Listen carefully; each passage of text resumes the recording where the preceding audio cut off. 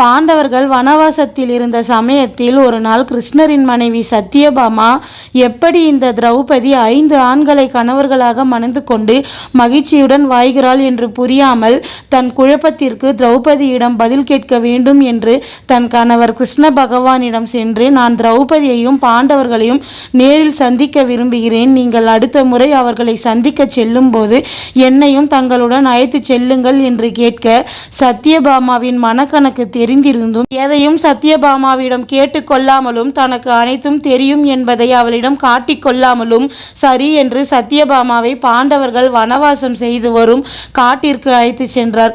காட்டில் பாண்டவர்கள் ஐவரும் திரௌபதிக்கு கொடுக்கும் மரியாதை, அவள் மீது பாண்டவர்கள் காட்டிய அன்பு, எந்த ஒரு செயலை செய்வதற்கு முன்பும் ஐவரும் திரௌபதியிடம் தெரிவித்து அவள் சரி என்று சம்மதித்தால் மட்டும்தான் செய்வதுமாய் இருப்பதை பார்த்து வியப்படைந்த சத்தியபாமா அவள் கணவர்கள் எப்படி அவளுக்கு கீழ்ப்படுகிறார்கள், ஐவரும் அவள் மீது அன்பும் மரியாதையும் கொண்டுள்ளார்கள், அவள் சம்மதம் இல்லாமல் அவர்கள் ஒரு செயலையும் செய்வதில்லை போலும், எப்படி அவளால் அவர்களை தன் கட்டுப்பாட்டில் வைத்து கொள்ள முடிகிறது, அவள் தன் அழகை கொண்டு அவர்களை கட்டுப்படுத்தி உள்ளாளா அல்லது முறையற்ற வழிகள் எதையாவது பயன்படுத்துகிறாளா என்று தன் மனதுக்குள்ளே நினைத்து கொண்டு திரௌபதியை தனிமையில் அழைத்து சென்று அவளிடம், துருபதனின் மகளே, பாண்டுவின் மகன்களை உன்னால் எந்த நடத்தையால் இப்படி ஆள முடிகிறது?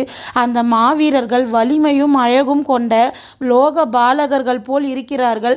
அவர்கள் உனக்கு கீழ்ப்படிந்து உன் மீது கோபம் காட்டாமல் இருக்கிறார்களே, அது எப்படி? அழகிய கண்களை கொண்டவளே, உன்னால் எப்படி அதை சாதிக்க முடிந்தது?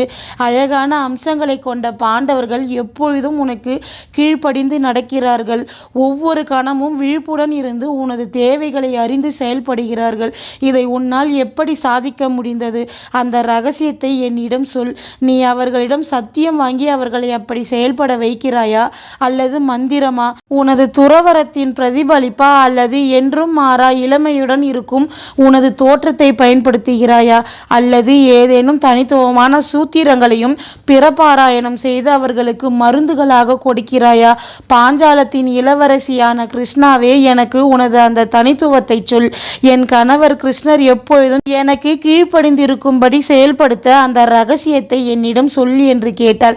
சத்தியபாமா தன்னை பற்றி கொண்டிருக்கும் கருத்துக்களை கேட்டதும் திரௌபதி அதிர்ச்சி அடைந்து விட்டாள். சத்தியபாமா, நீ இப்பொழுது என்னிடம் கேட்டது அத்தனையும் பெண்களிடம் இருக்கும் தீய செயல்கள்.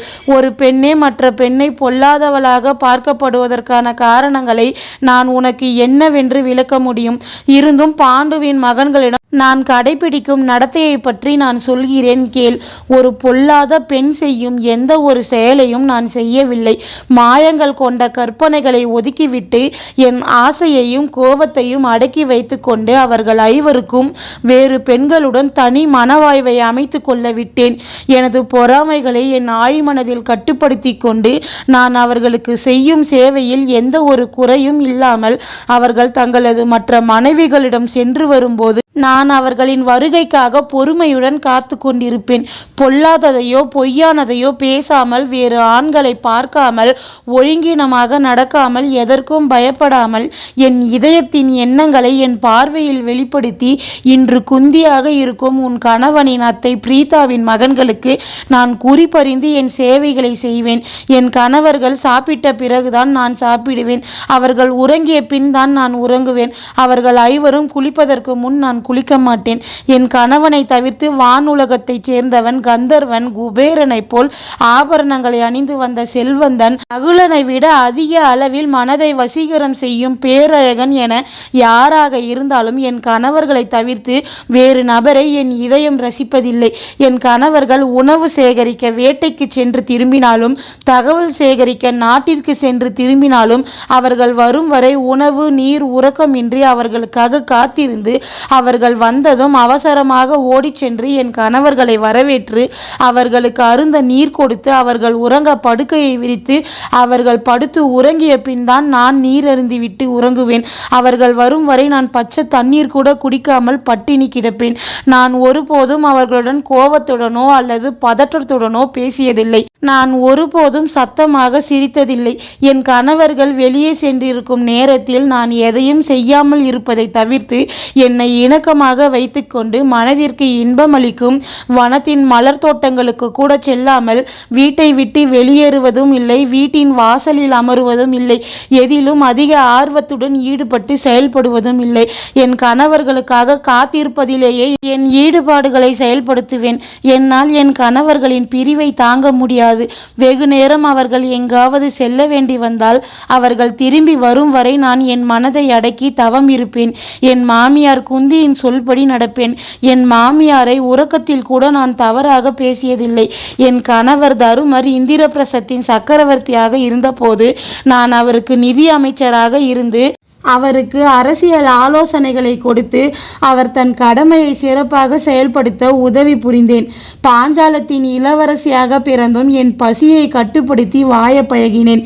என் கணவர்களுக்கு என் கரங்களால் உணவளிக்க விரும்பி முதல் ஆளாக எழுந்து அவர்களுக்கு உணவளித்து அவர்கள் சேவைகளை செய்து முடித்து கடைசி ஆளாக உறங்குவேன்.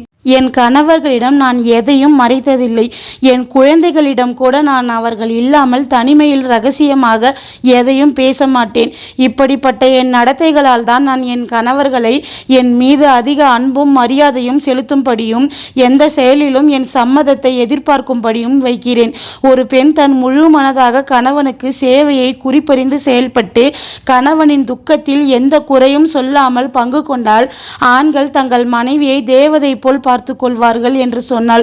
திரௌபதி சொல்லியதை முழுவதும் ஆர்வத்துடன் கேட்டுக்கொண்டிருந்த சத்யபாமா திரௌபதி சொல்லியதில் இருக்கும் நிதர்சனத்தை உணர்ந்து கொண்டு தான் திரௌபதியை பற்றி தவறாக நினைத்த கருத்துக்களுக்காக அவளை கட்டி அணைத்து அவளிடம் மன்னிப்பு கேட்டுவிட்டு கிருஷ்ணருடன் சேர்ந்து சிறிது நேரம் பாண்டவர்களிடம் செலவழித்துவிட்டு துவாரகாவிற்கு திரும்பிவிட்டாள். இதுபோல சுவாரஸ்யமான தகவலை தெரிஞ்சுக்கணும்னு ஆசைப்பட்டீங்கன்னா என்னோட சேனலை சப்ஸ்கிரைப் பண்ணுங்க ஃப்ரெண்ட்ஸ்.